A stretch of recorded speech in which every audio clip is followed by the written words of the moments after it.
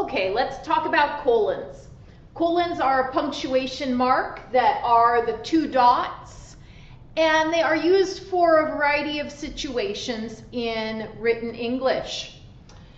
Basically, a colon separates an introduction from an explanation. Introduction, colon, explanation.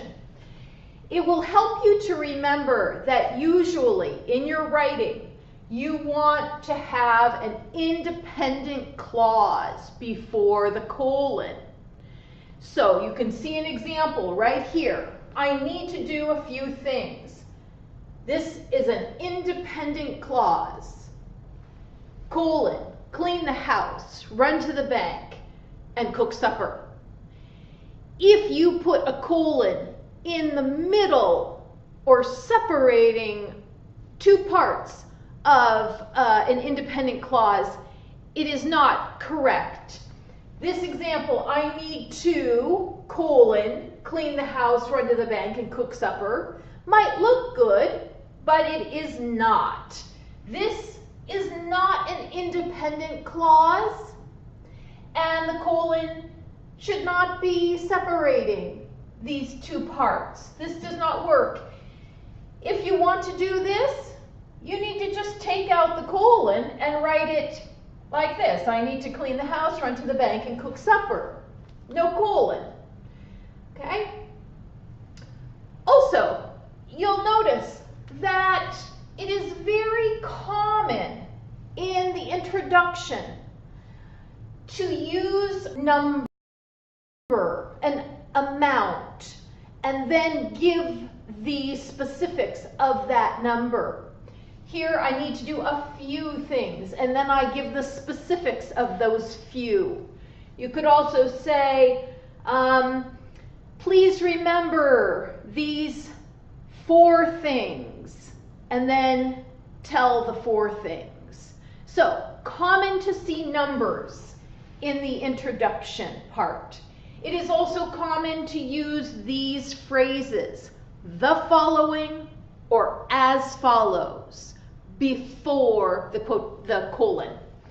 So I need to do the following, colon, clean the house, run to the bank, and cook supper. It can also be used for direct quotations.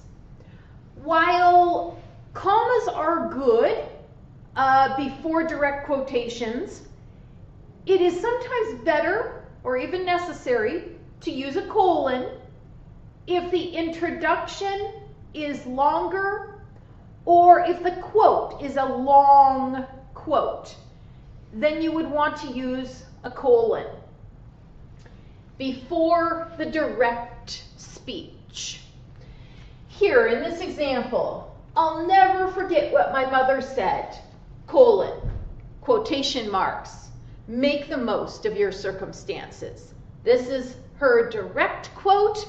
I'm introducing it here and using a colon. There are some other times for using colons that are not after independent clauses. We'll take a quick look at a few of these. There are others as well, but these are some possible times you'll see them. A category and then a colon and the specific items. You'll see that I did this right here.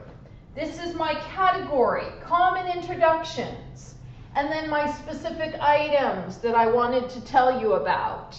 Using numbers, using the following, using as follows. This is not an independent clause, but it is a good use for the colon.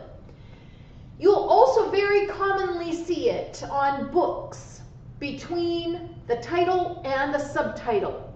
If I were going to write a book about my great experiences teaching English, I might call it Adventures in English, colon, my life as an ESL teacher. Also, when you're writing letters, emails, you use it sometimes after the salutation, dear sir, colon. It's especially used in business writing. For your paragraphs, essays, you want to remember this, using it after an independent clause that introduces the specifics.